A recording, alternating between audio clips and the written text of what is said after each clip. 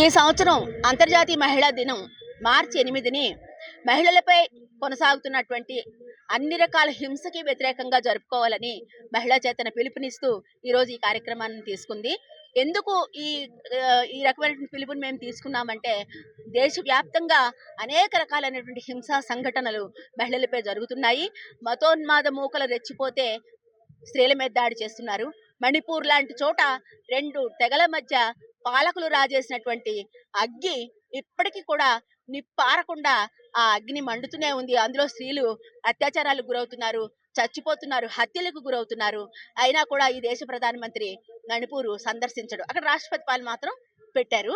అలాగే మన రాష్ట్రంలో చూసుకుంటే అన్ని రకాల హింస మహిళల మీద, అత్యాచారాలు, హత్యలు, ఆత్మహత్యలు, అత్యాచార సంస్కృతి పెరగడం, ఈవ్ టీజింగ్, గృహహింస, వరకట్న హత్యలు, మామూలు ప్రియులు చేసేటటువంటి హత్యలు, తండ్రులు చేసేటటువంటి పరువు హత్యలు, ఇన్ని రకాలైనటువంటి హింస స్త్రీల మీద కొనసాగుతుంది. అక్కడ ఎవరో భర్త ఆ స్త్రీని చంపేసి అక్కడతో ఊరుకోకుండా ముక్కలు ముక్కలు చేసి ఆ ముక్కలన్నింటినీ ఒక్కొక్క జాడీలోని ఒక్కొక్క బాక్స్ లోని పెట్టిన సంఘటన మనం చూసాం.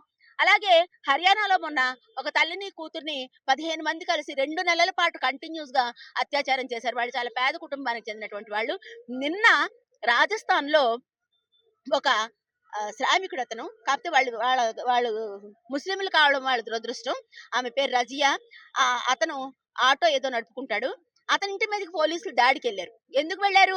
అతనేదో సైబర్ నేరం చేశాడు. నా దగ్గర సెల్ ఫోనే లేదని చెప్పినా వినిపించుకోకుండా ఇంట్లోకి వెళ్ళిపోయి అతని భార్య బాలింత్రాలు 10 రోజుల పిల్లలుంటే ఆ పిల్లని బూట్తో ఒక పోలీస్ అధికారి బూట్తో కాలేసి తొక్కేసాడు. ఆ పాప చచ్చిపోయింది. నిన్న జరిగింది ఆ సంఘటన.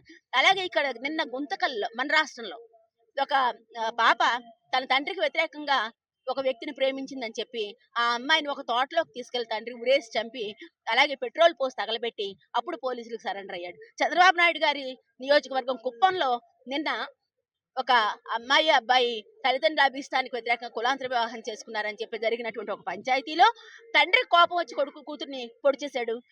అడ్డొచ్చినటువంటి ఆమె భర్తని పొడి చేశాడు. పంచాయతీ చేస్తున్నటువంటి పెద్దల మీద దాడి చేశాడు. ఈ సంఘటన కూడా నిన్న మన రాష్ట్రంలో జరిగింది. ఇలా చెప్పుకుంటూ పోతే అసలు స్త్రీల మీద విశాఖపట్నంలో ఈ 3 నెలల్లో 16 మైనర్ బాలికల మీద అత్యాచార సంఘటనలు నమోదయ్యాయి.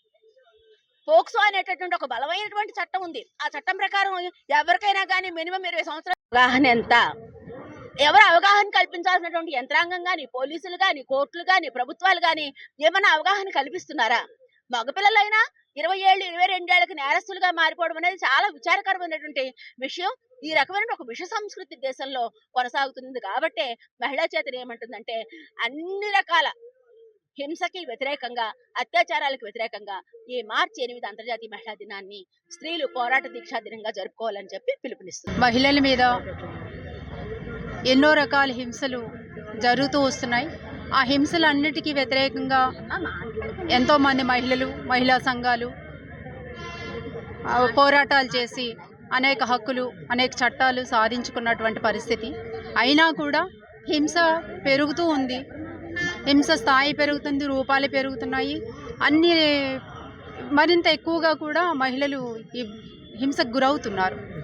ఎందుకు మరి ఇన్ని చట్టాలుండి, ఇన్ని హక్కులు ఉండి కూడా ఎందుకు గురవుతున్నారు అంటే, మన పాలకుల్లో ఓట్లు వేయించుకున్నటువంటి పాలకులు, ప్రభుత్వాలు సరైనటువంటి విధానాలు అమలు చేయకపోవడం వలన, చట్టాలను సరిగ్గా అమలు చేయకపోవడం వలన నిజంగా మహిళల పట్ల బాధ్యతగా, అయ్యో ఇంత హింస జరుగుతుంది, ఇన్ని రకాలుగా ఇబ్బందులకు గురవుతున్నారు అని ఒక మానిటరింగ్ చేసి హింస జరగకుండా ఆపాలి, ఎక్కడ ఎటువంటి సంఘటన జరగకుండా ఆపాలి అనే చిత్తశుద్ధి మన పాలకుల్లో లేదు. అందులో భాగంగానే ఈరోజు అతి దారుణమైన కిరాతకమైనటువంటి అత్యాచారాలు జరుగుతున్నాయి, హత్యలు జరుగుతున్నాయి. వీటన్నిటిని కూడా సరిగ్గా పట్టించుకోకుండా వాళ్ళు కేవలం ఓటు బ్యాంకుగా ఉపయోగించుకుంటూ ఓట్లు వేయించుకుంటున్నారు తప్ప మహిళలకి సరైనటువంటి ఆదరణ కానీ, అంటే వాళ్ళ పట్ల హింసని తగ్గించేటువంటి విధానాలు ఏవి ప్రభుత్వాలు తీసుకోవట్లేదు, అమలు చేయట్లేదు. కాబట్టి ఈ సమాజంలో జరుగుతున్న హింసలన్నింటికీ వ్యతిరేకంగా మహిళలందరూ పోరాటాలు చేయాలని విజ్ఞప్తి చేస్తారు. మరిన్ని వీడియోస్ కోసం ఛానల్ ని సబ్స్క్రైబ్ చేయండి. లేటెస్ట్ అప్డేట్స్ కోసం వాట్సాప్ ఛానల్ ని ఫాలో అవ్వండి. ఆ లింక్ డిస్క్రిప్షన్ లో ఉంది.